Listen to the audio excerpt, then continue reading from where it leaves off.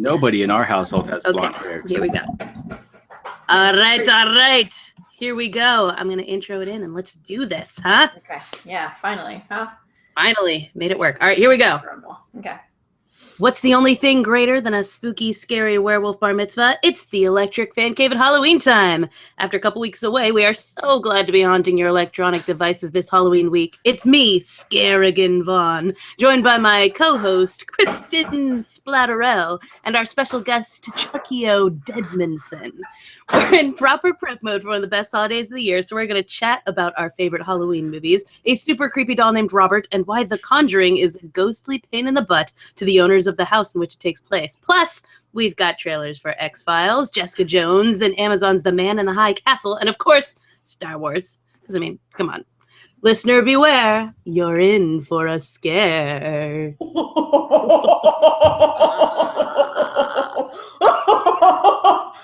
I feel like that wasn't very menacing. It was more like jolly, wasn't it? It was jolly and menacing simultaneously, Jolly, I think. yeah. Okay. I felt both. This is Kio's first time on the show. Yeah. Kia! Usually I'm the guy who's like off camera handing Corey the wine that she sent me to go pick up right after Jeopardy ended. So usually I'm this is how I normally am during a podcast, sweaty and out of breath. But this time I'm in the show. In the show. There you go. In the big show. This is happening. Finally made it. Got called up to the big leagues, Kia. It's true. It's No longer a big... just our Put me in wine coach. runner. Indeed. Kristen, how's everything on your end there? Good. Everything's good.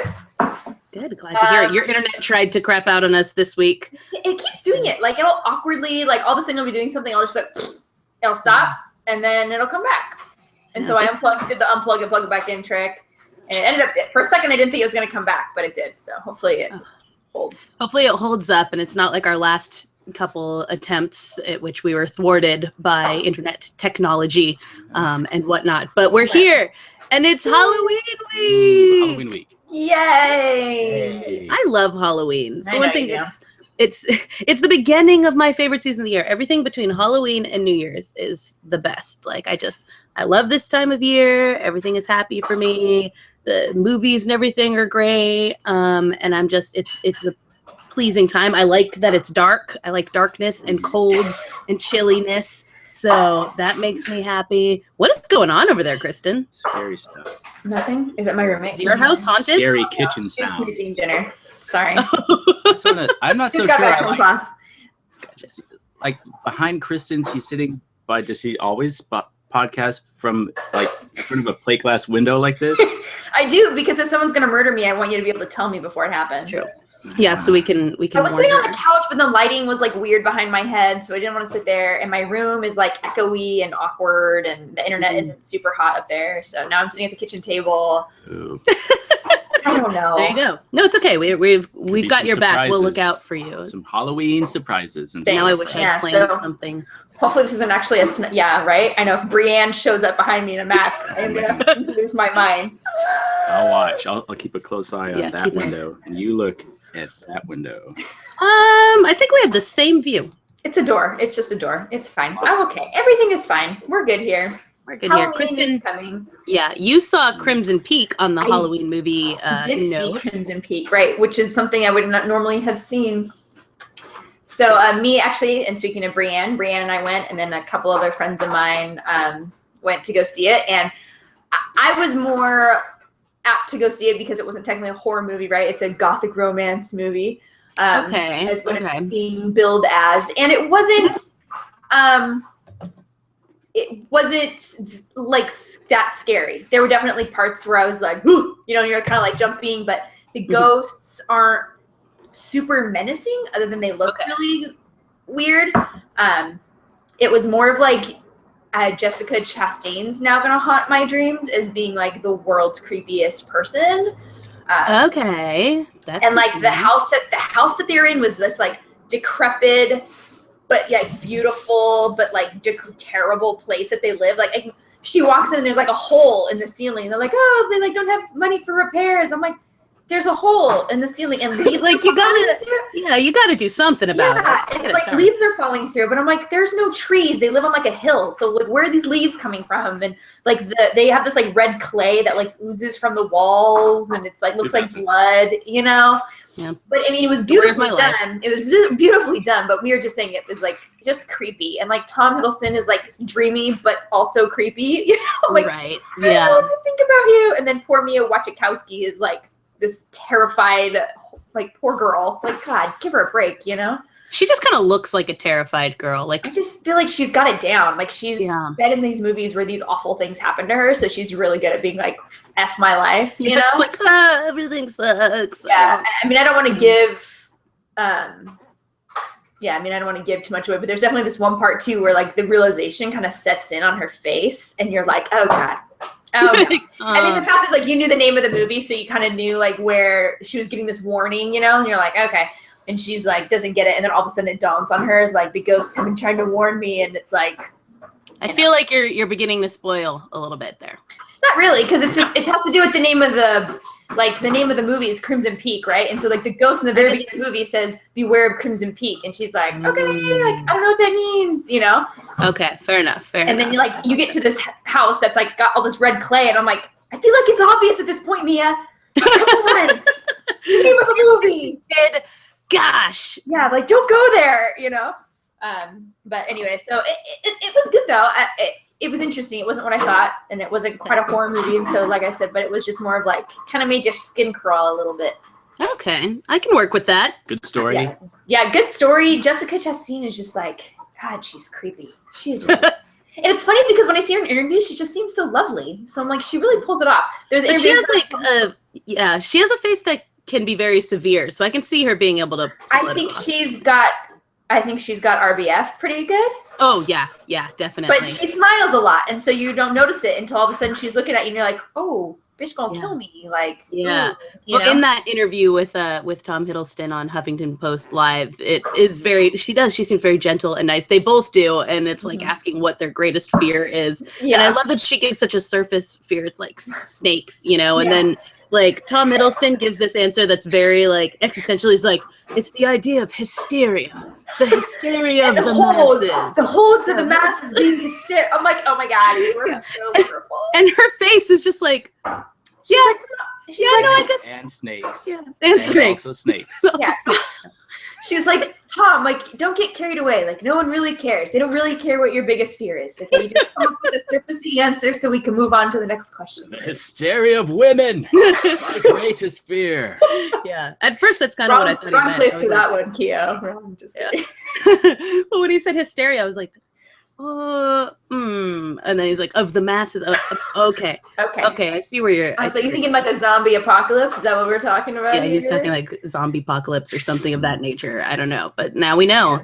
So that makes me feel like conventions must be the worst for Tom Hiddleston. Oh, I bet they are. I think me and him would get along. I think me and him could hang out at conventions and everyone else can go do their thing. Yeah, probably. But you got to see Goosebumps. I did see Goosebumps, and I loved it. It was super fun. Me and Mac went and saw it. I did not see it. He did not see it. Did not go.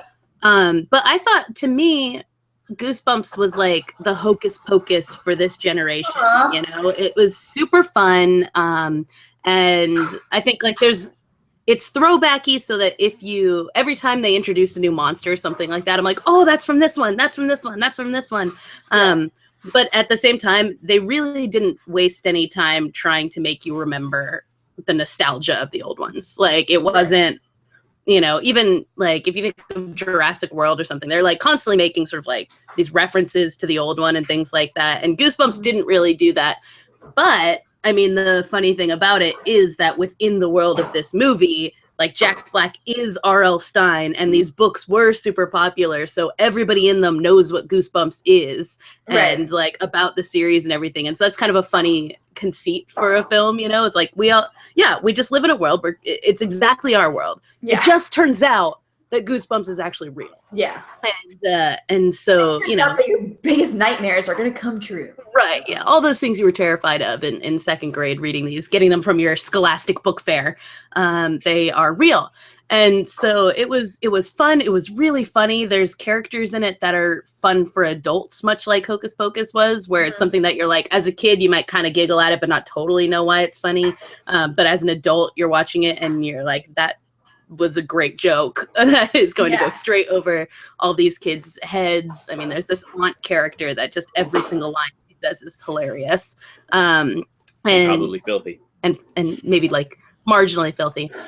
And she, you know, it's a really fun movie, and everybody in the theater seemed to really like it, and we were, you know, in awe and having a good time, and it's kind of fun. Like, you know, I also watched the Goosebumps TV series growing up, and so it was beholden to the 1990s Canadian, you know, special effects and things like that of the time. And so it was cheesy looking and whatnot. And it was kind of cool to see these things brought to life in a very real sort of way. So I recommend Goosebumps. Nice. It was a fun ride for me. I'm sorry. I've got a little bit of a sore throat, so I apologize if I keep on like scratching my throat and sniffling. But anyway, on that note, Halloween time brings with it many movies. It's like a time at which you just expect to be going, like, click on ABC Family or, you know, whatever the case may be, and watch whatever is on. It's usually fun. So my question for you guys is what are your favorite of the Halloween movies? What do you watch this time of year every year? I only watch Hocus Pocus because I don't like scary movies. So just Hocus Pocus, huh? It's The Great Pumpkin, Charlie Brown, the scariest Halloween special of them all. Like all the Charlie Brown specials. Terrifying. It's absolutely terrifying. I haven't seen that movie in probably, I don't know, a decade or so. I feel like the Charlie Brown specials have never held up to me. When I was a kid, I really liked them and they were tradition. And now when I watch them, I'm like, this is really boring. I don't know. Actually, I don't even know if I've even seen You're a Great Pumpkin, Charlie Brown. You're a Great Pumpkin, If you're calling it You're a Great Pumpkin, Charlie Brown, then maybe not. Pumpkin, Charlie. What does that have to do? I feel like I always get it confused with, isn't there a Supernatural episode that they kind of made a play on that? I think so. You're a Great Pumpkin Winchester. I don't remember. I'm ruining it. So this is even funny. Sometimes I'll watch episodes of Supernatural that I really liked. Like I'll watch the monster episode or some of those, but not like, I don't know. I don't have like Halloween. I don't really like I've told you before, I'm not super into Halloween. So it's like, I really like scary movies. I'm like, kind of boring. I like, lame. Yeah, I watch Hocus Pocus like a million times every year, obviously. I mean, I have that habit, especially if something's on TV, because I own it. I own the movie. But if something's on TV, I'll just watch it every time with commercials. So that's why I constantly watch Jaws or Jurassic Park or things like that. It's just like, it's on TV, so I'll watch it 3 days in a row. Why not? And so Hocus Pocus is one I watch constantly. I love Addams Family and Addams Family Values. There was yes. I did love Adam Sandler growing up. That just isn't, like I said, I just don't watch. I'm such a big fan of those. And Sleepy Hollow, the Johnny Depp and Christina Ricci one. I haven't seen that. Well, Scream movies always tend to play. Scream? Scream, yeah. Would you count that among your favorite Halloween movies? I feel like Scream is my anytime type thing, but like I Know What You Did Last Summer, I would consider. I think E.T. is a favorite Halloween movie. It takes place around the time period of Halloween. That's a good point. That's a good point. No. Sure. Hey, if it's yours, you own that. You know what? If your favorite Halloween movie is Sandlot, then I'll let you have that too. Even though I don't know why. But if you watch it every Halloween, we'll give that to you. Yeah, this reminds me, in class this week, you know, as I had teaching a class on film exhibition, and we have to put on a screening, and we're trying to pick what we're going to screen. And so we're thinking thematically, the thing's going to be December 4th. And they're like, maybe we'll do like a holiday movie. And so one of the recommendations was doing sort of like a romantic and an action thing. So it was Die Hard and Love Actually as our dual screening. I like that. And there was this one guy in the class who just could not accept Die Hard as a Christmas movie. And everyone was like, what are you talking about? It is a Christmas movie. Everyone knows it's a Christmas movie. And he was just like, I don't understand you people. What's wrong with you? It's like the #1 Christmas movie. Mm-hmm. Yeah, it clearly. It's the way I feel about that #1 Thanksgiving movie, Pieces of April, starring the impeccable Katie Holmes. Pieces of April, check it out. It's probably it. It's not on Netflix, I bet. It is not probably on somewhere. Netflix. It's on our DVD shelf, the only place it is. It's at your local video store. Your local video store on VHS and Laserdisc. He's been working on convincing me of the. In case I don't make the Thanksgiving special, which I probably won't now, I'm going to mention it here. Pieces of April. Piece of April. That's his favorite Halloween movie, Thanksgiving movie, Christmas movie, Piece of April. That's it right there. No, yeah, I Know What You Did Last Summer I consider a Halloween one. Scream is an all the time one. But I also enjoy, like, that's a thing on TV right now too. You get like the season of scary shows. So there's like Scream Queens, which is stupid, but I watch it anyway. I'm actually not watching American Horror Story this year because I decided not to do the thing where I watch 6 episodes of it and remember that it's stupid and stop watching it. Then there's the show Sleepy Hollows. There's all kinds of fun. At any given time, I can turn on the TV and somebody's trying to scare me. And I like that. I feel really good about this time of year. So well, that's good.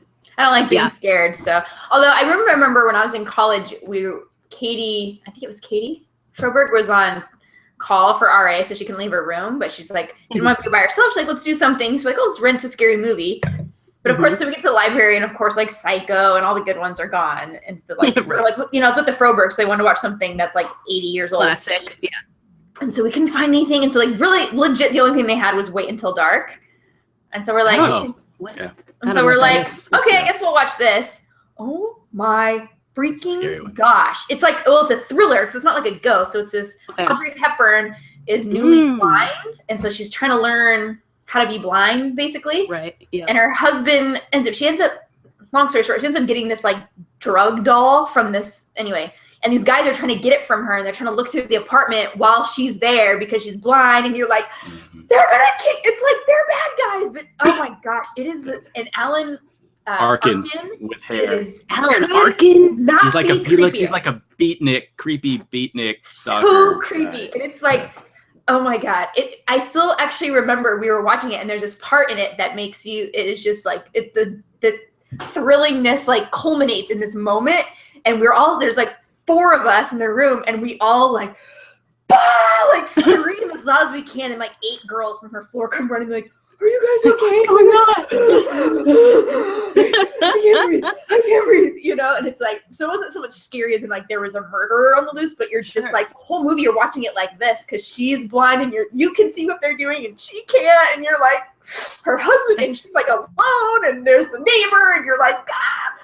That sounds stressful. It's it is stressful, and it ended up being like so great, and we're like, I'm so glad they didn't have those other movies because this was totally worth it. But it was definitely stressful. It's a great one. It's really, I'm still shocked about it. I told my mom, I was like, oh, we watched Wait Until Dark. She's like, oh my gosh, the part when. I'm like, yes, that part, you know? Okay, I clearly need to check this out. It sounds like a Lois Duncan book. I'm totally in for it. Watch it. It's really good. Anyway, that was probably one of my favorite Halloween like memories that I've had, which is like, it was so fun. But anyway.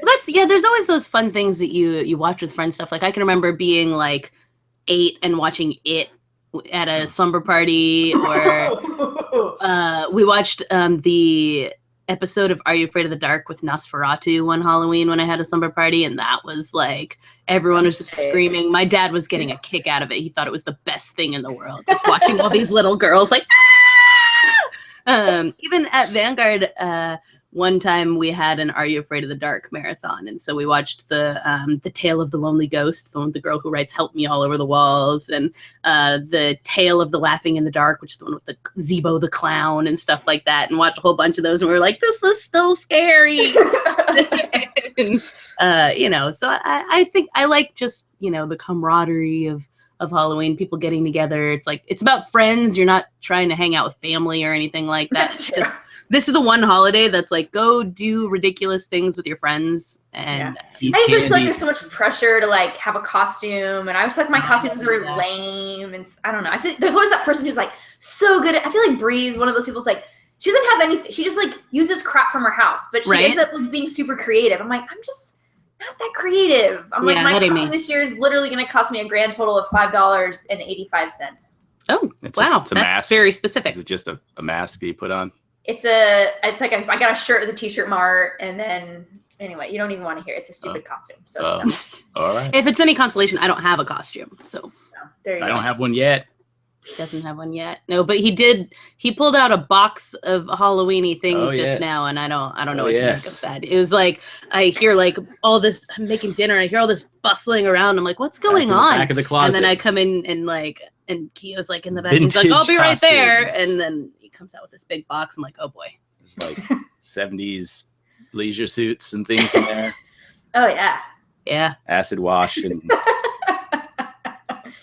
there's a lot happening. So really like you guys. We'll see what happens. His face is like, yeah, and you're like, this is my nightmare. Unfortunately, one of my favorite things about Halloween too is trick-or-treaters. But we're going to Kamikaze this year, so we don't get trick-or-treaters. Yeah. But the thing was, I grew up on like the end of a street that nobody lived on. So it was like the middle school was across the street from me, and then there was like a community center next to me, and a place called Greenfield Tap and Die. It's like an industrial. It's okay. All right. How's that? Demon out. Exercise the demons. Yes. Dominic best come con spiritu tuo. Sorry, guys. But yeah, so I lived like in the other end of the street. There was like a ton of stuff on, and my end of the street was not residential except basically our house, you know.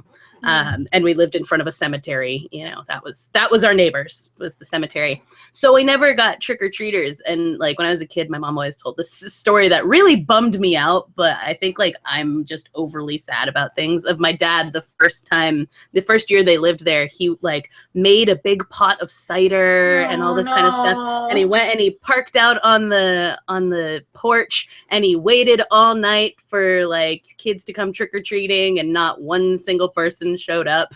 It was like, that's the saddest. That is so sad. And so now whenever I live in places where there are like actual children, I'm like, yeah. And I'm like Sarah Jessica Parker and Hocus Pocus, come little children out. It's like, please come here. And all the parents are like, and we're not going to this house, kids. Yeah. Well, and then this friggin' guy right here, last year, he set up this like skeleton. Was it a skeleton? It's one of those voice activated skeletons. So when you talk, its mouth moves and the eyes light red, you know. Yeah, and so we'd hear kids coming, and it was like set up in the window, and they would come up, and he'd say something to them, and you know, we'd hear like Happy Halloween. Yeah, we'd hear like a quick like ah! Mostly, and then like giggling. But this like he does it, and this one kid just starts bawling. Well, it's a family, and they're carrying. Yeah. This kid starts sobbing. He was either small or lazy. This guy. He refused to walk on his own, so they're carrying him. Yeah, and he's bawling in this guy's arms. You know? Yeah, and so we open the door, and I'm like, I'm so sorry. And Kio's still in the living room. You know, it's got a long microphone, so he's sitting in the living room, and this is out the kitchen window. And so I'm like, I'm so sorry. And they're like kind of laughing, but they're like, oh, consoling him. And the door closes. So the door closes. You know, they take the candy. The door closes, and then Kio says something else. We just hear on the other side of the door. Good night. The kid starts sobbing again. Like, nobody is ever going to come to this house. Everyone's going to tell the neighbors, don't go there. That douchebag tries to scare your children. It's like that. Did you see that video that was out recently of that little boy and girl, and they're going trick-or-treating, and they walk past the skeleton, like sits straight up. I think I've actually already told this story. He like sits straight up, and it scares the crap out of the older brother, and the sister like looks at him and looks at the skeleton and walks over and goes boom, and like just starts beating the crap out of it. Yeah. See, last time you told this story, I hadn't seen it. Now I've actually seen it. Now it's funny, you see. Yeah, no, I mean, it was funny the first time too. But you always see that, like, there's the classic America's Funniest Home Videos clip of like the guy on the porch who I think has like a pumpkin on his head or whatever. Mm-hmm. Yeah, and I remember someone doing that in my neighborhood too, and scaring me to death. It made me so like I made my sister walk first all the time. Oh yeah. But this classic AFV clip is like, you know, the guy's on the porch and this dude comes up and like it's in an instant. The guy stands up and the dude trick-or-treating just bam punches him like straight in the face. Like not an instant of hesitation, immediate. And that's why I won't do that. Yeah, no, he said he'd rather make children cry from afar. Yeah, no, it's much safer that way. But one of the Halloweeny news stories that's come out this week, you know, houses and trick-or-treating and whatnot, is the people who own the house from The Conjuring apparently have had no peace as a result of that movie. And people, this is crazy to me. Like, people are insane. They come up at night and peer in the windows of these people's home. Yeah, I don't understand. Yeah. That. And so, like, I guess they have some sort of, like, video thing or whatever. So they've recorded this happening. And basically, they're suing Warner Brothers now because, like, since the movie used the real names of the people who lived there and everything. I didn't notice that part in the story. I didn't see that part. Yeah, so it's really easy for people to look up where the house is. Right. So, like, if they hadn't said it was, I mean, people probably would have found it anyway. As if they couldn't just look up The Conjuring house and it. Right. Well, but the thing is, like, so The Conjuring is based on a true story, but it's not where the movie's filmed. So it's not necessarily that just you would know, look for the house that looks like this or anything like that. You'd have to know the story. But since they use the real names, you can find it. So people look it up and it's just like crazy. And so at first I was like, I mean, it is what it is when you move into a haunted house. But I think it's reasonable what they're asking. They're asking basically for Warner Brothers to pay for a security system for them. I'm like, that seems reasonable. Maybe a dog. Maybe a dog. Exactly. Well, it's similar to remember the Goonie house, and they're like, this is why we can't have nice things, people. You're ruining it for everybody, you know? So. Yeah, because I would just never do that. Yeah. Like, I don't like I just wouldn't do that. Right, especially like the Conjuring one, especially because with the Goonie house, I mean, people were terrible to them. So I'm not saying that anything there is excused, but with the Goonie house, they were nice enough to be like, hey, you can come look at it, walk up our driveway, whatever, you know, take pictures, that's fine. The people with this Conjuring house, like they just live there. You know, and it's people kind of in the middle of nowhere, so it's not like I think of like the Full House, but I'm like, you can like take a picture from across the street, and it's not super creepy, and they're like used to that. But I don't want to like go up and knock on the door or not knock on the door and look in the window. Yeah, or any of that. I would never approach the house. Like if I was far enough away and I could look and like I could like kind of click it, fine. Yeah. But if it's like you're walking up and being like, you know, and you're walking around naked in your house, it's like, bro. Yeah, that's ridiculous. People, be better. I mean, come on. Be a good neighbor. Be like State Farm. Yeah. Is that one? Like a good neighbor. State Farm is there. Hey, Todd. Precisely. Hey, Monica. Yeah. I don't even know if that's her name. I just made up Todd. I know it's like good neighbors. Good fences. Mm-hmm. That's true. Robert Frost said that. Don't you know it? He was a little. Anyway. Yeah. Don't you guys stop looking at people's houses. Yeah. That's just dumb. And I'm a haunted house enthusiast, if you will. I love haunted houses and haunted hotels and things like that. I love these kinds of stories. So, you know, I understand the appeal of wanting to see the place. You know, if I were in the neighborhood, I would in the neighborhood-ish, I would drive by it and be like, wow, that's the place, you know. But at the same time, I think if you're interested in anything, you have to be respectful of the people who, you know, live their daily lives. At their private residences. I mean, if it's a hotel, sure, they can make an extra buck by you wanting to spend the night there. Yeah. Yeah. But I also probably wouldn't wouldn't move into a famous haunted house just because I would anticipate this happening. Yeah. But, you know. Well, plus it would be a haunted house, so definitely, probably not. I could get down with that, you know. Also, it was like a haunted doll, right? Or is that, yeah, it's a haunted doll in The Conjuring. Right? I don't know. Obviously didn't see it. Didn't see it.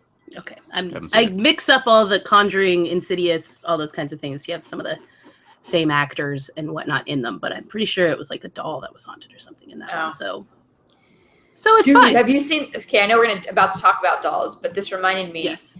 Did you see the trailer for The Boy?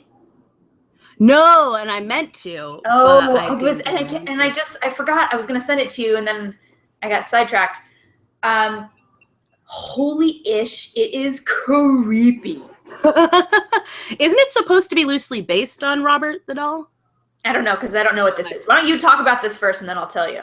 Okay, so there is this basically super famous haunted doll. And its name is Robert, which is hilarious. I don't even know how to do this anymore. No, I made the mistake of, because I've heard this story before, but then someone posted about it yesterday on Facebook, and they were like, hey, did you listen to, like, a commenter was like, hey, did you listen to the Lore podcast where they talked about this a couple weeks ago? And so I was like, oh, interesting. I would love to listen to that. And then I listened to it before bed last night, and I was, like, in bed in the dark with my headphones in listening to this, and I was like, oh, no. Oh, no. It's a mistake. Yeah. I didn't hear it. Basically, there was this kid. It's like the early 1900s. And his name was Robert Eugene something, but he went by Eugene. And so what they called it? I'm sorry, I'll let you finish. Yeah, that would probably be wise, Kristen. Maybe I'll get there. So his parents gave him this doll, and he named the doll Robert after himself. That's adorable. Yeah, like that's cute. But so Robert would be playing with this doll, and things like there would be messes and stuff like that, and he'd be like, "Oh, Robert did it," and the parents would be like, "Oh, kids," you know, like that. Sure, it was Robert. It's like whatever. That one book, The Gorilla Made Me Do It. Did you read that when you were exactly? Yep. And so, I mean, I figure that's, you know, they're just like, whatever. But then they would start hearing another voice that did not sound like Eugene. Okay, stop. I'm sitting by an open window. Stop telling this story right now. I don't want to hear it. Oh my God. Okay, what happened? So then they would hear a voice. So they would hear the voice of like some other like deeper voiced kid or whatever, that, you know, they were like, well, that's kind of off-putting or whatever. And this would happen all the time. And then like they would see like there would be messes and stuff, and they would hear like they put them in the attic and they would hear footsteps and stuff like that. And so I guess if I'm remembering this correctly, like, you know, eventually Eugene dies in the 70s, supposedly with Robert at his side when he dies. But somehow this doll ends up back he's old. But he's old at this point? He's old, and he still has his doll. Supposedly the doll somehow ends up back at the house that he came from. Someone else moves in there. It's in the attic. And so they start having all these like the same sort of stuff. They hear footsteps and messiness and voices and laughing and all that. But they have a creepy little girl that plays with the doll, right? I mean, clearly. I actually think there might have been a little girl involved in this story. Always how it goes. Girls this like creepy dolls. Girls like creepy dolls. That's what I learned from Annabelle and from Conjuring and all that.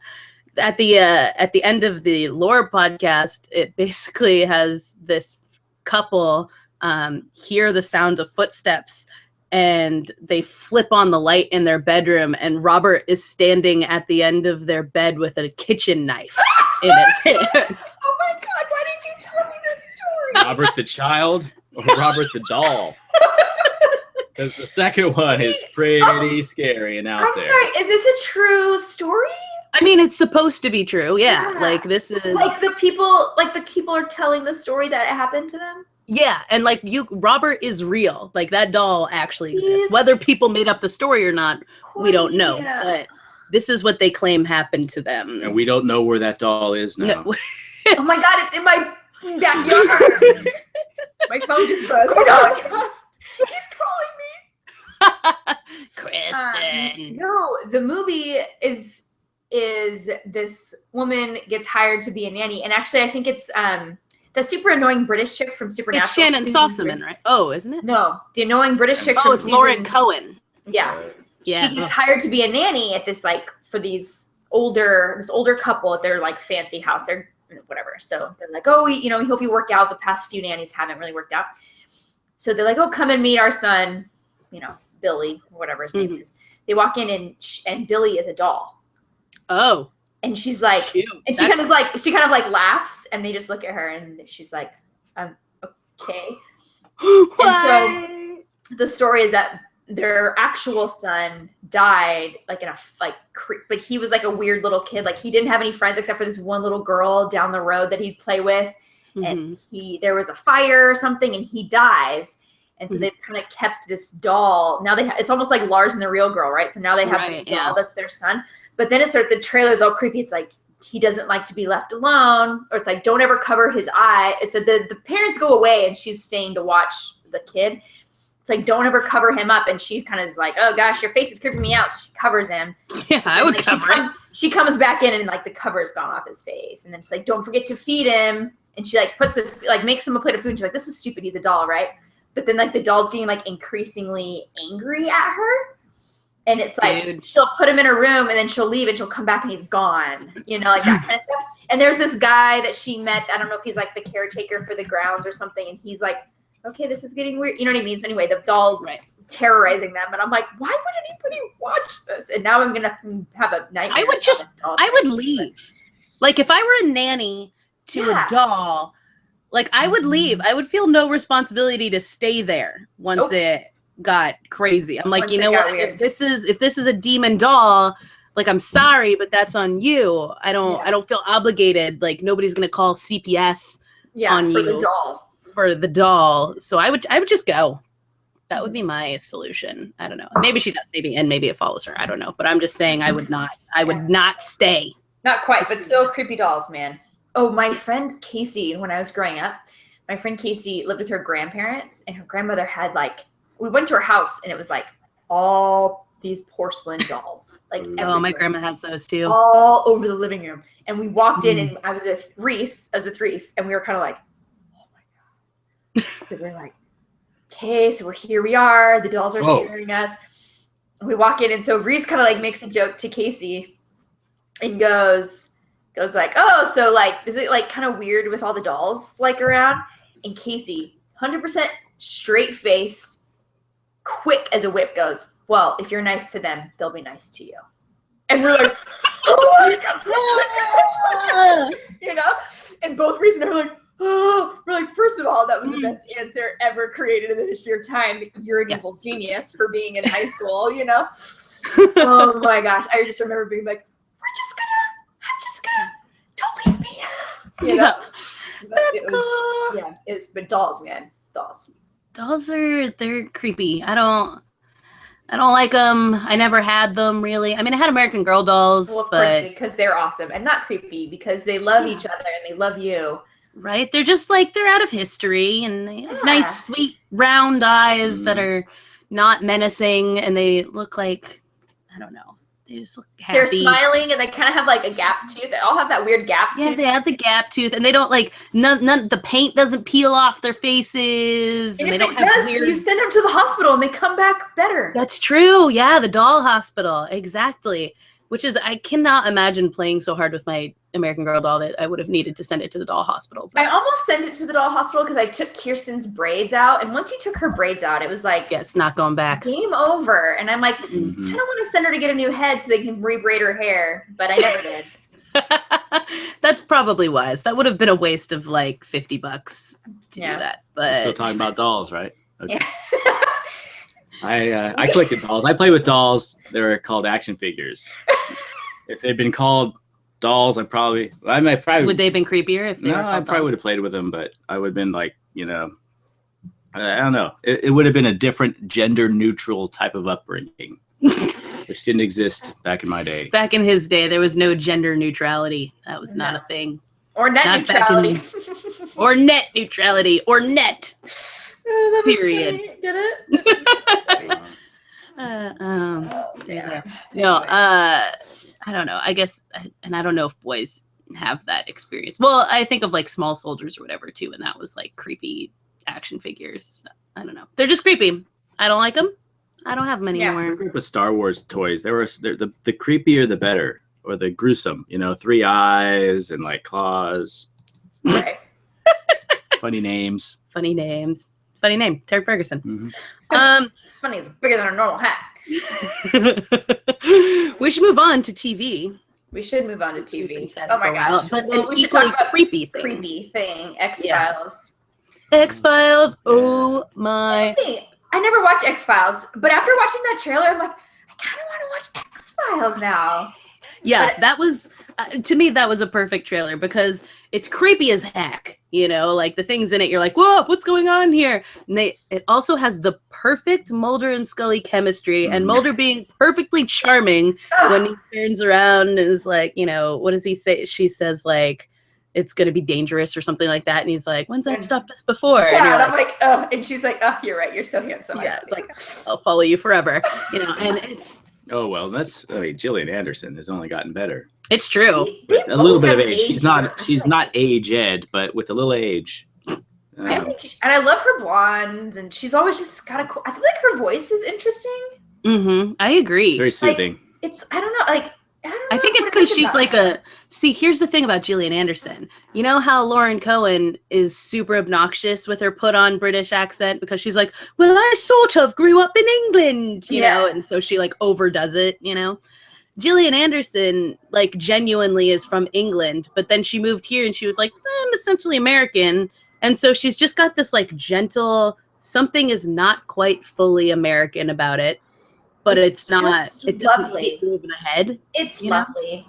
It's lovely. She's lovely. Everything about her is lovely. Everything was, and the trailer was. You're right, and it's like I love the part where they like click their flashlights on at each other, and then they go, and you're like, I'm so into this. I don't even watch the show, but now I want to be. And now I feel like I'm way behind. I don't even know if it's on Netflix. If it is, maybe I should. It is on Netflix. Should I try to watch it? Yeah, I think you should. Especially, I mean, the thing is, here's what you have to take into account, and what's great about this new one is. It did start in 1994, right? Or 1993, somewhere in that general vicinity. So keeping in mind that that's where your effects are. Yeah. At that point, and so, doesn't necessarily ever bother. And like, I knew that too. It's just more of like hearing you guys talk. I remember when you and Avery were talking about it wasn't even a thing yet. I don't think it was just, remember them being adorable somewhere. Yeah, exactly. Like, and my friend, and Lauren, right, who comes and does our Cumberbatch stuff, could not have been more obsessed with X-Files when we were younger, and I always thought she was just super weird, but like she loves it so much and loves David Duchovny, and I was like, oh gosh, you're so weird about David Duchovny and Bradley Whitford, like what weird old man crushes. That is a little weird, but okay, right? But so I don't know, just I feel like this combo, then plus this new trailer, I'm like, okay, maybe you guys have worn me down, and plus and when I was a kid, it always seemed too scary to watch because I'm a wuss. Obviously, I couldn't even have you tell me that story, and I'm like, oh. Yeah, now imagine listening to that in bed. But yeah, I mean, the thing with watching X-Files that I think you'll like too, I mean, aside from being scary, and it's less scary now with the effects being dated and whatnot, but some of them are still crazy. Right. But is like, honestly, Mulder and Scully, you just can't top that chemistry. Yeah. And it's like from episode 1, you're sold. And by episode like 8, you're just like, I have never wanted anything more in my life than for these two people to be together. It tops Sybil Shepherd and Bruce Willis in Moonlighting, and Crockett and Tubbs from Miami Vice. Will they, won't they? Will they? Will they, won't they? Well, we know the answer to that. What about Sydney and Vaughn, though? Sure. Yeah, that's Alias. Like, Alias? Yeah, that's Alias. Okay. Yeah. I mean, sure, they're great, whatever. But like, you just can't. Okay. I'm gonna try and watch something. I mean, I'm all caught up on iZombie now. I've totally binged it for the past week. Wow. So you're all CW'd up. I am super obsessed with it. And so Jen Smith, who now is my like new BFF, I'm so glad I met her at your birthday because now I feel like we can be real friends. Yep. All week I've been messaging her. I'm like, oh my gosh, and she's like, I know. And I'm like, I know. And it's like, Oh, I need to catch up on that. I only saw the first 2 episodes of it, and I really liked it. It's so great. And Robbie is quite possibly the most wonderful character ever in the history of time. Is that the coroner guy? Yes. He's so beautiful and amazing, and I love him. I need to get on it. I will watch iZombie. Despite my dislike of zombie things, I do like what I watched. I've been wanting to start watching that one, yeah. Yeah, he was actually asking about it like 2 days ago while we were watching Jane the Virgin. Yes. You should totally watch it. I would be 100% endorsing it. It's just funny. Would be better than Jane the Virgin. Nothing's better than Jane the Virgin. Corey does not want to hear that anything could be better than her beloved Jane the Virgin. Also, that's a super good narrator voice. I liked how he commented on Jane's narration skills. In last night's episode, there was actually a point at which Jane is narrating things to her baby. That's some very good narration. The narrator is like, that's a very good narration. Kind of like it harkens back to the Ron Howard commenting on narration in Arrested Development. Yeah, it's funny.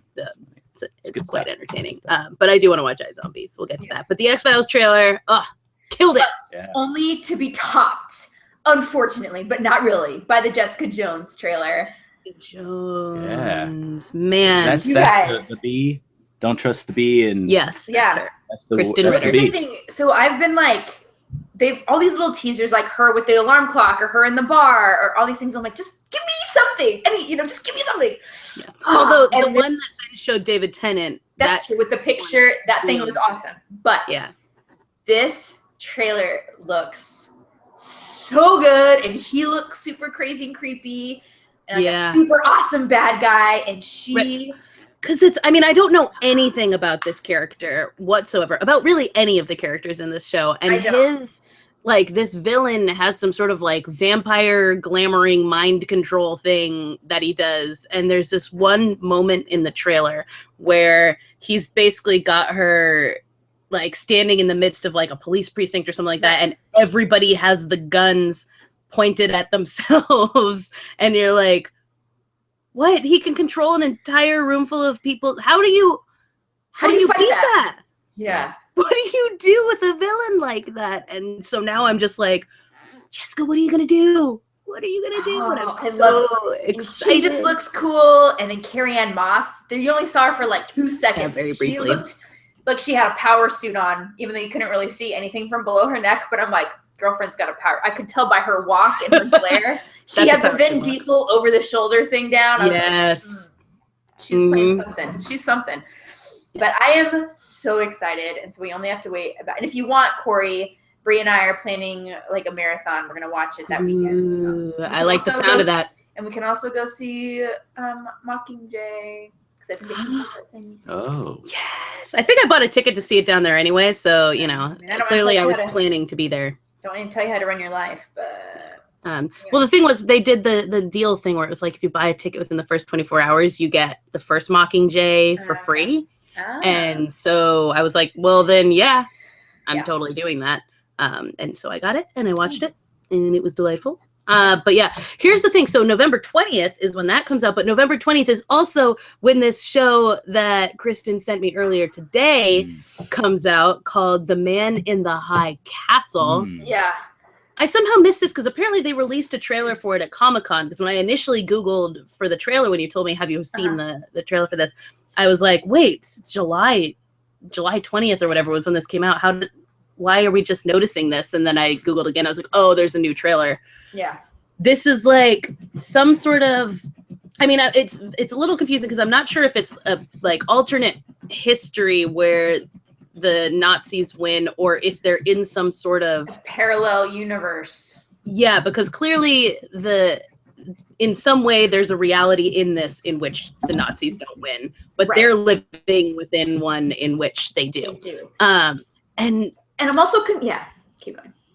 No, you're usually better at like grasping at all the. Unless this all takes place in Jack's mind.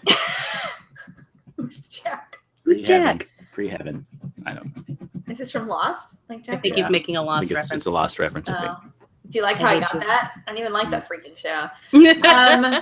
Okay, yeah. So I was so first of all, it's got Rufus Sewell in it, who cannot not play total creeper dirtbag weirdo. There was a moment where I was like, oh, maybe he's a good guy because he's got a kid, and then nope, No, he's not. He's the bad guy. He's the bad Definitely guy. the villain. So I was here's where my confusion. So actually, my boss a couple weeks ago had said, like, offhand, he's like, "Oh, there's a show coming out on Amazon, and it's like, what if the Nazis had won World War II? It looks really cool."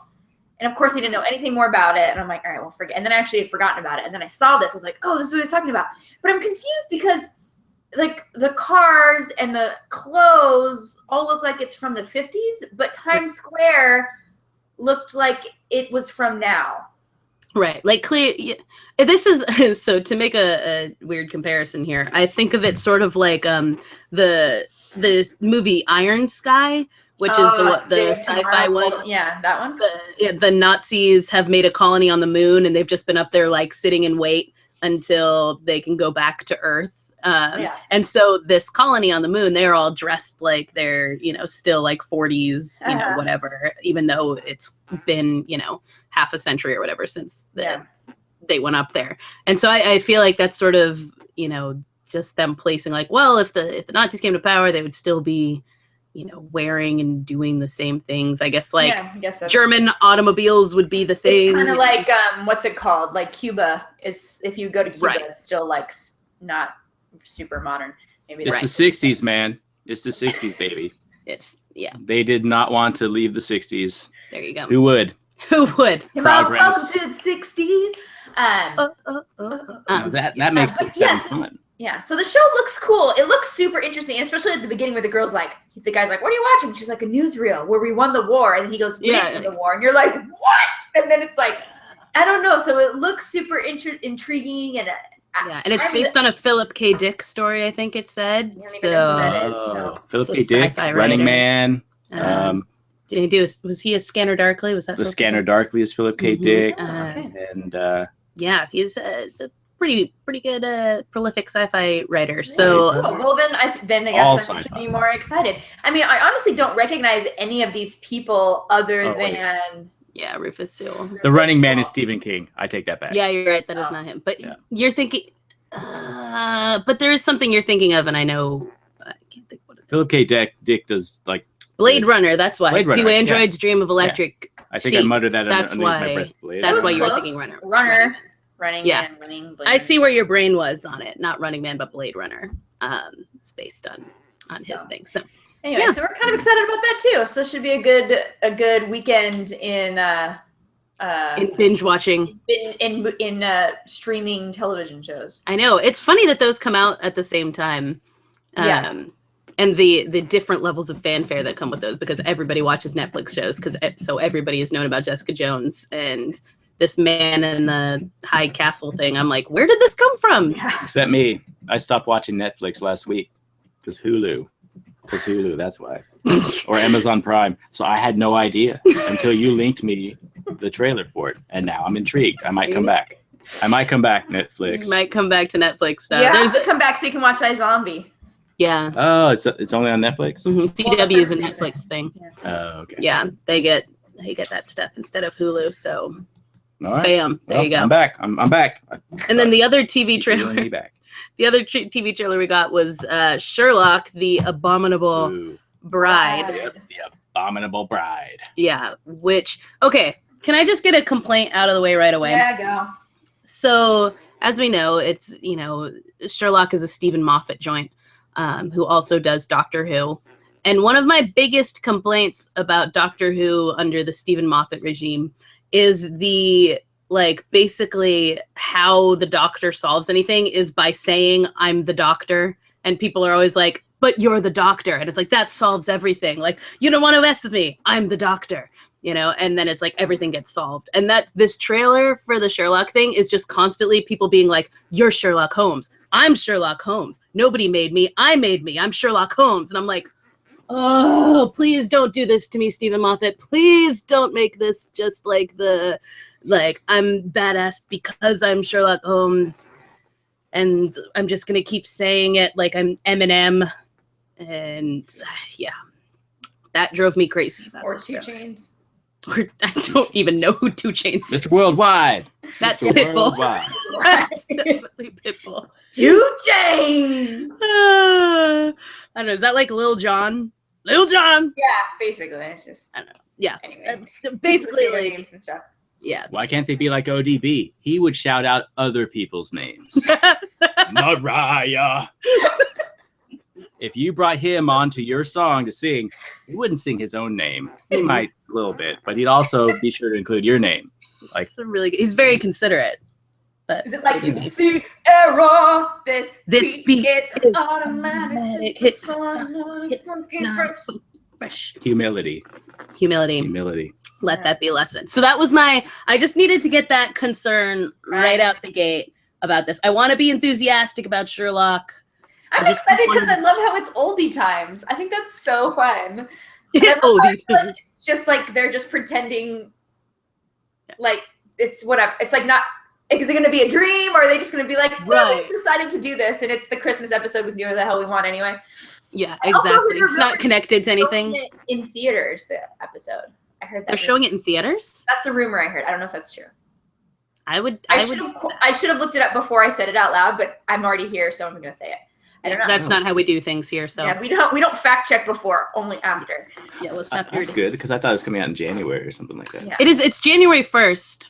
So that's what I don't know why they call it a Christmas episode, but that's what they've been calling it, the Christmas. It's episode. because who knows? Anyway, I'm excited. Although, what's his face? Oh my God, what's the detective's name? Lestrade. Lestrade. Lestrade is like, okay, I just think he's such the man. The actor that plays him, I just find to be incredibly handsome. Rupert. Lestrade. God. He's just. I just think he's really handsome, and in this special, like, give him these like weird chops and this weird hair, and I'm like, no. You have that like silver fox thing going on, and it's just this like. He has the. That's my complaint. That's the only one I have, and it's not even a real complaint. That's a fair one. Lestrade, half of him, like, what's great about him is his voice anyway, though. He kind of sounds like Jason Statham, and like everything about him. I just love him. Yeah. I always feel like his voice is not what I expect to come out of his face. Like, he has almost like a softer face than his voice is, and I'm like, I like that. Well, I like it because I feel, just thinking of like at least the movies with Robert Downey Jr. Lestrade is kind of like a dumpy, like, idiot, where it's like Lestrade like isn't an idiot. He's like this smart, sexy older man, but it's like up against Sherlock, he looks like an idiot, but he's not really, you know. So I don't know. I just. My thing is here about. I always hate it when it's like the FBI comes in and the local cops are complete morons. I'm like, they're not complete morons, okay? Right. Maybe they're not specialists like you are, but they have been solving crime before you showed up. So this isn't like they've never solved nothing was ever solved until Sherlock. Yeah, until you show up. It's like he was doing his job before you came along. So he got to rise up to be this, and anyway, which is one of my pet peeves, other than many other things. But anyway, I'm also very excited. Long story short, plus Mary is in it, who I just love. Yeah, no, I'm excited about it. Despite my trepidation, I am stoked to finally see more Sherlock, even though then we still have to wait like forever again for the actual I'm series. okay with it. Just ridiculous. They're going to be like 90 by the time Series 4 comes out. Shall we move on to movies then? We should. Right, Joe. All right. And I feel like I should mostly leave this to you two. Movies for me? Well, because there is a Star Wars trailer. Oh, a Star Wars. Why don't you lead us off on that? What did you think? This is a very exciting trailer to see. There's a lot of action, and they, with glimpses of some of the characters we've grown to love that we know from our childhood or before our births, depending on who you are and who I am. Yes. So I think it's very exciting. Carrie Fisher's looking pretty good. I look forward to catching a faraway glimpse of her at Kamikaze this weekend as she's signing autographs and taking $100 pictures with people. Yeah. That's going to be a busy line, I guarantee. Right. Yeah, this year for sure. Are you kidding me? Everybody's going to want in on the Carrie Fisher stuff. action. Yeah. But what about the trailer itself? Oh, the trailer was all right. So you did not cry? I liked it. There were feels. I didn't see Chewbacca. I did not see Chewbacca in this trailer. And, a trailer without a creature, Star Wars, I like to see creatures, but other than that, I thought everything else was very good. It was like old school, like Empire Strikes Back, except that also had a creature in it, that snow beast. You know that. There were tauntauns and a few other creatures, Ugnaughts and things like that. So it was a good trailer. Good trailer. I got to see lots of action and stuff. It was very action packed, and it looked like there was drama. It looked like there was sincere emotion and drama. As a friend of mine pointed out, it's crazy to see a Star Wars trailer in which most of the action and everything revolves around a black man and a woman. Yeah. Like that's crazy. I mean, that's even, saying something for J.J. Abrams, considering his track record on Star Trek and things isn't great with his women and minorities. So, I mean, that's pretty cool. I thought it was a fun trailer. I didn't like the teaser one or whatever that came out months ago. I was like, that one I kind of felt more. Maybe it was just because it was like, the first new, one. and you're like, I felt everybody's emotion on it. I was like, wow. And this one was more like, this just felt like a movie trailer, but it was a cool one. Like I'm stoked to see it. Yeah. I have no, qualms with it. It's just, I'm sure people are wondering, like, are we going to see a lot of drama and people just talking, emotionless banter like we got quite a bit of, in the first three movies, episodes 1 through 3. But, my favorite thing about Star Wars has always been the cowboy element that Harrison Ford has always provided. That ne'er-do-well American, go get 'em, gusto, you mess up. I think that Keo immediately starts talking like John Wayne when he's you're running from the stormtroopers, but you're still cool and you get to wear leather. We've been missing that with the whole Padawan Jedi, bring back an American. That's what I've been waiting for. I feel like we finally got him back. And so these movies are going to be good. America. Make Star Wars great again. Oh, gosh. That's my red hat. Where's my red hat? That's what we were missing. Honestly, that's what we were missing. So I'm hoping for some of that. Yeah. Kristen, my two questions are, how did you feel about it? And then how did our dear friend Owen feel about it? I know. And I should apologize, first of all, you guys. I did film Owen's reaction. Actually, technically his mom did. I've been having some issues with my phone. She filmed his reaction, and I did a little short interview with him. Have been having some technology obviously isn't my strong suit. We already know how I am about, I can barely even log on to this, let alone edit a video together. So I'm working on it, and I'm trying to at least get you his reaction because it's adorable. So what had happened is it came out. I watched it. I had chills. I loved it. I loved the focus on the characters. I loved at the end when Finn's has a lightsaber and he kind of looks at it and he's like, oh, okay, here we go. And you're like, oh, what's going on? Who is this guy? Who are these people? And when they're talking to Harrison, he's like, it's all true. Han Solo, who'd been the biggest skeptic of them all, is like, it's all true. And it's the dark side, and it shows it. And it's the Jedi. When he says the Jedi, it goes to Finn. I'm like, who is this guy? And it's yes.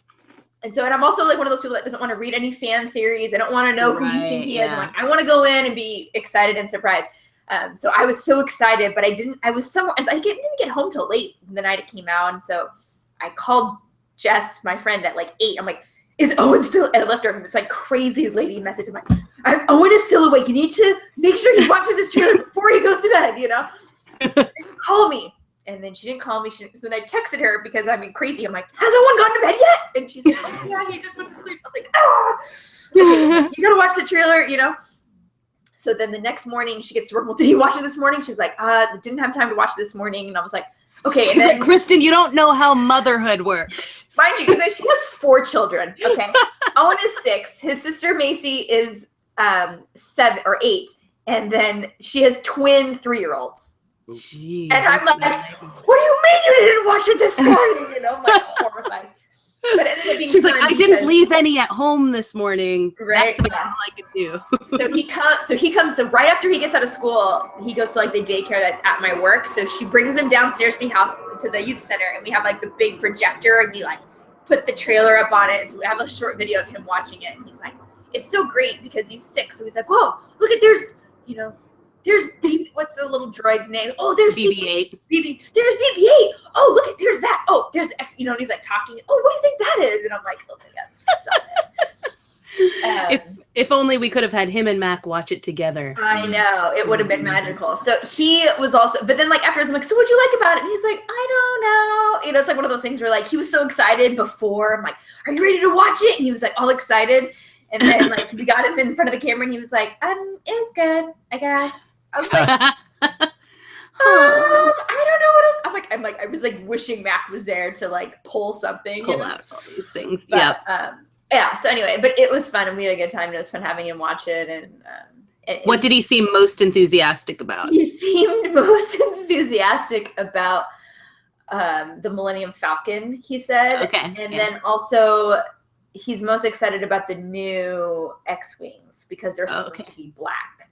So he's very excited about that. So similar things to what he said with similar Mac. to what he said to us, and there wasn't anything really. I'm like, well, what about this? And I was like, what'd you think about Finn and the lightsaber? And he's like, yeah, that's cool. He's like, listen, I'm into the Millennium Falcon. Was he still into Leia? Was he still excited about that? He didn't even really say anything about Leia, honestly, because I think Obi-Wan Kenobi wasn't in it. It was a little bit of a downer for him because that's his favorite character. So. That's fair. But anyway, so it was still funny. And so I'm going to try and still at least get you the reaction video because honestly, the reactions to this video have been, John Boyega's reaction is quite possibly my most favorite thing to ever happen in history. Yeah. First of all, he's wearing like a shiny shirt or something, a jacket, which is just cracks me up. And like, he's like, yup. And then when he like, it looks like he's having some sort of seizure, like fit, and then over the couch. I'm like, oh, this is everything I wanted it to be. You were like my excitement level for things. Like I imagined it, but it's like he's got a BB-8 like pillow or large doll next to him on the sofa. When he flips over, you catch a glimpse of it. He is so funny. Like, and what we were talking about before was that, I mean, it's got to be crazy for the actors to see this, and we also have the one of the gal watching it, and she's like crying, and she's sitting in bed watching the trailer, like, on her phone. So good. Yeah, and it's like really they. Like, you don't see much while you're doing it when you're making a movie like this. As much as Star Wars, more than other things, does rely on practical effects and things like that as opposed to CGI, still so much of what you're doing, like, isn't really in the picture when you're there, And then all the things like that they wouldn't have been on set for, it takes other characters and stuff like that. So I'm sure seeing all of this put together was the first time they really were seeing, the movie as like, not just this thing that they spent months of their lives making, but now like, holy cow, this is part of this phenomenon now. And this is what people are going to see. And that's amazing. And I'm a part of that. And only thing is I wish they had shown you in this corner. I know it was his friend filming him, so you don't get to. I would have loved to have known exactly like which what he was looking at about, because it's like it's not a very long video, so it's not clearly not him watching the whole trailer. So you're like, which part is it? Is it the part with him? Is it the part with who is it? Like, what got him? What is it? But I love it. And then Nerdist actually did this thing where it was like, I think they were calling it Boyega reactions or something, reacts to things, and it was like they just were doing like clips of little movies and then him reacting. So it was like, Chris Pratt doing the thing and him being like, ah! And then like something else, and he's jumping over the couch. Oh my gosh, that's amazing. I love the internet. Between that and Drake memes this week, I've just been. I didn't understand what's going on with that. So people don't. Is the video weird or something? Well, because he does like the video, he just dances the whole time, but he's got like a weird like Bill Cosby-ish old man sort of swagger. It's not like when you watch like a video where it's like. What's like Neo or Usher or something like that, where they're like a great dancer and you're like, wow, it's like he's just kind of shuffling around doing all these weird little moves. Right. He's doing his own thing. Yeah, and so people were like, oh, well, we can work with that, and have done all sorts of things, including our friend Sonny, who got a lot of play because he made the pizza Drake meme where he's tossing pepperoni on a pizza. It's pretty great, but yeah, so I'm a fan of the internet is all I'm saying. Yes. And then Kristen, I know what you're gonna say. Yeah. Die Hard. Die Hard is getting a prequel. Here's the thing, you guys. First of all, I'm not really even very clear on like how this is gonna work. So like, it's a prequel, so that means it's got to be before the first one. But the first one is what starts it all. So is it like going to be him being a beat cop? Like, I just don't get exactly what the plot is supposed to be. Right, because I mean, the thing is that like what they're saying is much like which one? It was Die Hard with a Vengeance. I think it said that it was another movie essentially that was pitched to the studio. And they were like, how about we make it into a Die Hard movie? Which, if you think about it, is my hugest beef with that movie, is that it's not a Die Hard movie. Yeah. So they're trying to do that again, and I'm like, just stop. Yeah. The sixth, like, we already know the fifth one was just so terrible. It was just so bad. And so I just don't see, like, just make this another movie. It could just be a great, it doesn't have to have John McClane attached to it. Like, it could just be there's sometimes action movies that are, I mean, if you think about it, Die Hard was a sleeper hit the first time it came out anyway. Bruce Willis was a nobody. He'd been in Moonlighting. Yeah. Well, he was in like Bachelor Party. He done well movies. then. But it wasn't like this was his this was example. He wasn't Bruce Willis. Yeah, this wasn't like you associated Bruce Willis with kicking ass. Like, this was just. Yeah, this is all, it's brand recognition, because the thing is, you know, it's like even the terrible Die Hard that just came out made $300 million, you know? And so the thing is that they're going to put out this Die Hard prequel and we're all going to go see it because it's Die Hard. Mm-hmm. Or it's been branded Die Hard. It probably started off as like the Notebook knockoff, like how the McClanes met.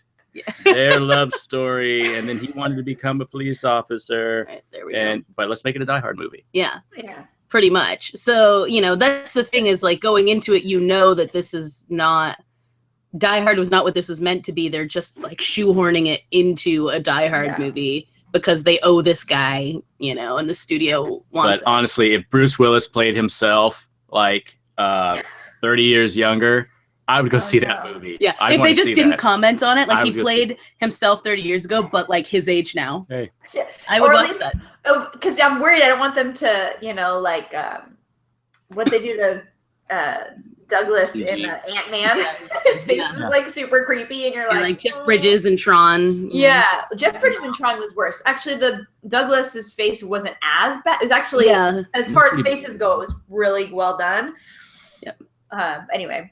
But I'm like, just stop. Like, you don't need to do that. You could have Joseph Gordon-Levitt play him, and then I bet you girls would be on board. And then I could just go watch Looper if I wanted to watch. Just Looper it. Yeah, that there you go. Which is so. I remember when the Looper like posters came out. We were at Comic-Con, and they had like a big, like, it was the side of a building was a Looper poster, and I was like looking at it, and I was like, "Is that Jimmy Kimmel?" Who's that guy? Maybe it's Jimmy Fallon. Who is that guy? And then it was like, it said Joseph Gordon-Levitt, and I was like, that's not Joseph Gordon-Levitt. That's not Joseph Gordon-Levitt. And I realized afterwards, I was like, oh, it's I know who Joseph Gordon-Levitt is, and that's not him. That's not that guy. I'm confused. But yeah, no, I don't. There's no need for this prequel, and it's a blatant money grab that we're all gonna fall for, and it's unfortunate. Mm-hmm. You know, but we'll see what they do with it, because they're kind of looking at it like, obviously you have to have Bruce Willis in it. You can't not have Bruce Willis in it. So they're saying he's going to sort of bookend it as like being the, you know, present day version of himself in the beginning and the end of the movie, and the rest of it, you know, being the origin story or whatever. But it's unnecessary. Depends who they get to play him as a young man. Yeah, I have a feeling it's not going to be Joseph Gordon-Levitt. It's not going to be Joseph Gordon-Levitt. Okay. It's going to be Jai Courtney. I know. There you go. But what you are excited about here, Pride and Prejudice. Oh, Pride and Prejudice and Zombies. Now, I don't remember. I still actually don't remember if we read it for Fancave. I know. I'm like, I know we read it for something. We read it for something. And I feel like it might have been for our regular Friends Book Club. Yeah. But so Pride and Prejudice and Zombies. And so my kind of beef with the book was it kind of just read like it was someone's fan fiction. Like someone really likes Pride and Prejudice. And so they just copied and pasted Pride and Prejudice into like a Word document, the whole book. Yeah, just like and then went through and added zombies parts to it. Yeah. It just was, I mean, it was a fun book and it was a fun read, but it was just some of the things were really cheesy. And I was like, okay, roll my eyes. It's not like where, like when he did Abraham Lincoln Vampire Hunter, it's like, this is essentially a new story. Right, you know? exactly. So I was like, whatever. So then the trailer comes out though. And I was like, this actually looks super awesome. Like they're taking it, it's like, they're towing that line that they're like, no, we're taking this serious. Like, I feel like they're taking it more seriously than the book did. But then there's also, I think there's still going to be like, there still seems to be those minor elements in it, which is amazing. And so for those of you who don't know what I'm talking about, Pride and Prejudice and Zombies is just that. Someone took Pride and Prejudice and added a zombie subplot to it. And so it's the same. I mean, it's like very similar to the book. There are a couple little, hitches. People die in it because of this. Zombies, but these and like the girls sisters are like warriors, so they've been bred not to just be these like proper ladies, but to be these crazy zombie warriors. And what are qualities that I would look for in a husband? A good zombie killer. That's basically how it works. Basically, that's how it is. So it's Lily James from Cinderella / Downton. If you're every time I hear Lily James, Downton. I'm like that can't be her name because I just think of Lily and James Potter. Oh, I'm like that's not her name. That's not a thing. Yeah. But anyway, I think it looks really fun. I'm actually really excited about it. Now that when I watched the trailer, I was like, I think this is actually going to be really good. And Lena Headey is in it, and she's playing Catherine de Bourgh, who's like always like such a bitch in the book, and I'm like, she is like, oh, she's gonna nail it. So yeah, she looks epic. And Matt Smith is playing Mr. Collins, which I just think is going to be so wonderfully amazing. I can't even handle it. So, and then I don't really know who anybody else is in it, but I'm excited for it now. I wasn't when I first heard it. I'm like, okay. And I saw they had like the one picture they had, or for like the promo that was it for like the longest time was really stupid. But I'm like, now they've got some cool ones. It just looks dark and fun. So I'm really excited to watch it. I will not see it, but it does look good. I think it'll be like, if you liked Abraham Lincoln Vampire Hunter, I think this is in your, monster revisionist, wheelhouse films to go watch. Yes, wheelhouse. Yeah, I just can't watch revisionist films. This is the one for you. I like the idea that that's a genre, monster revisionist films.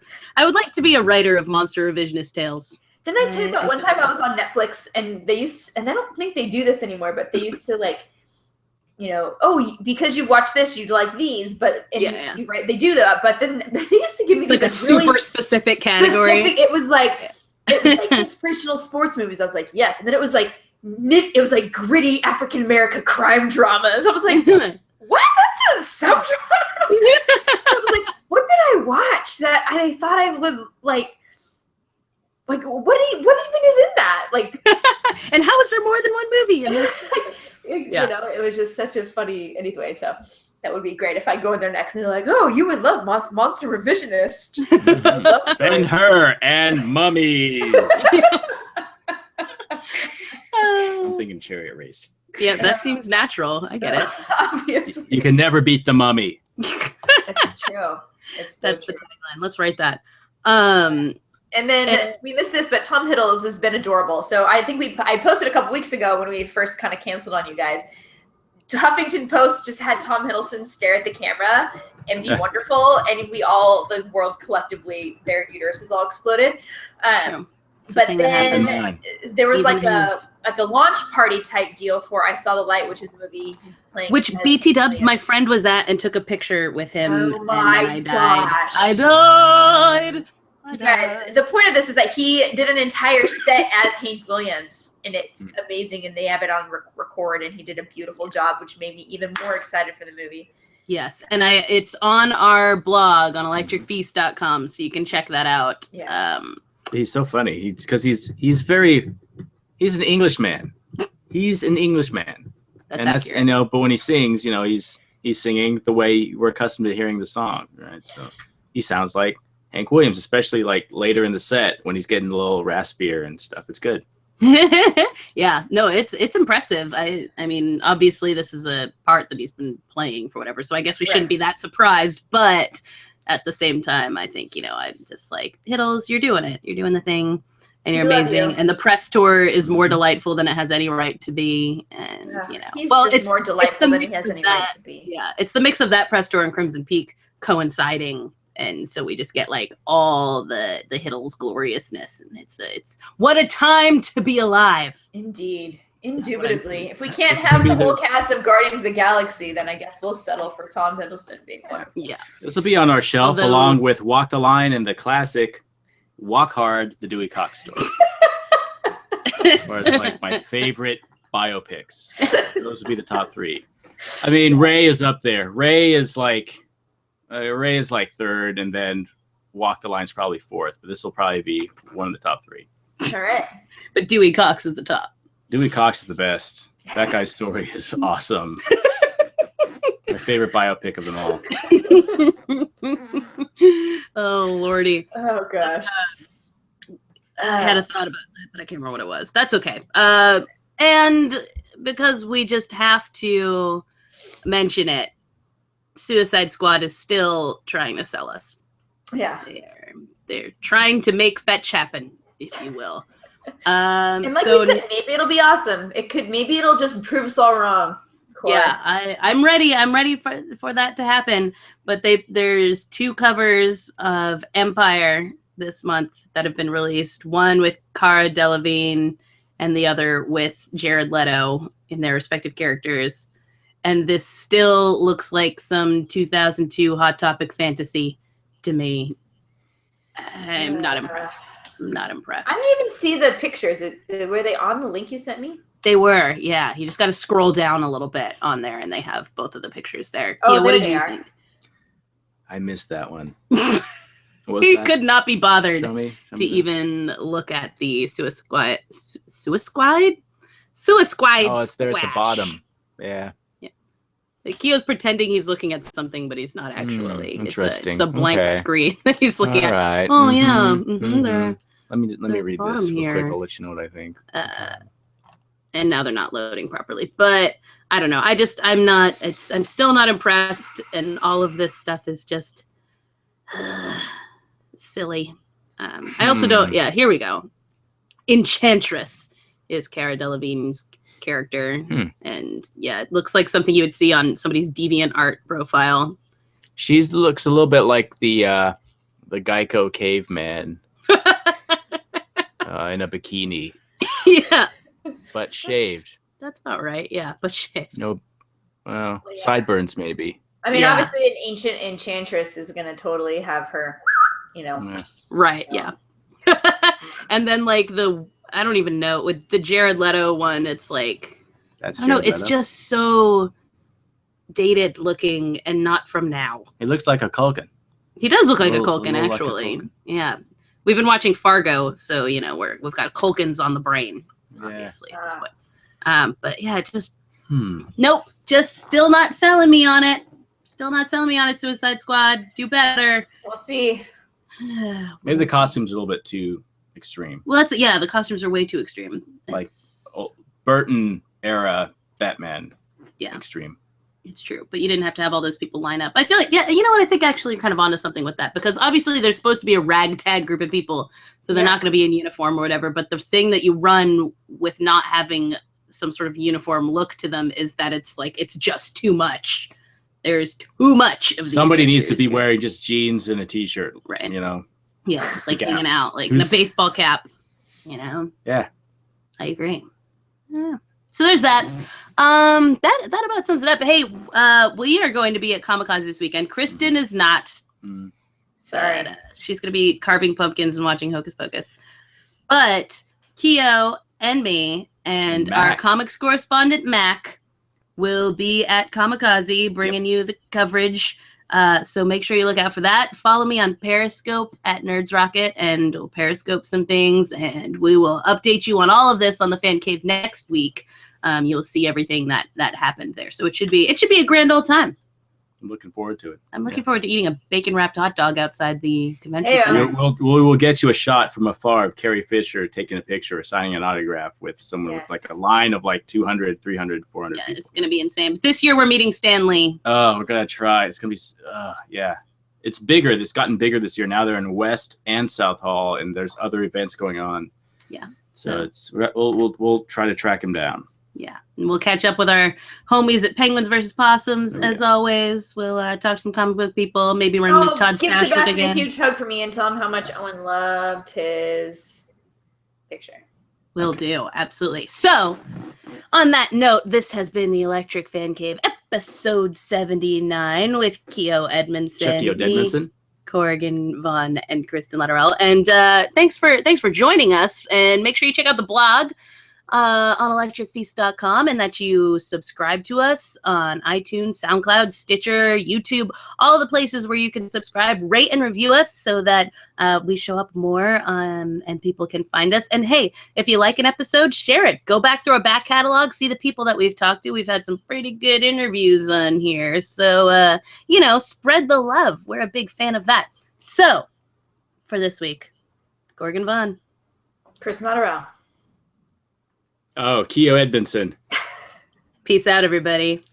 Take it easy, kids.